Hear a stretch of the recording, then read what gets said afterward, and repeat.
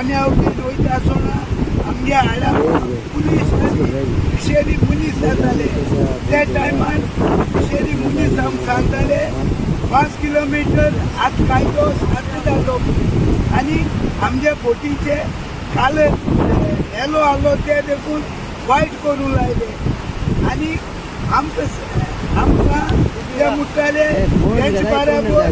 बोट देखून येवपा जाय म्हूण आमी सांगलो तेका आतां 5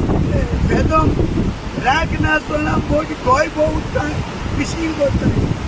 आतां तेका धरपा पुलीस मेले आनी फिशरी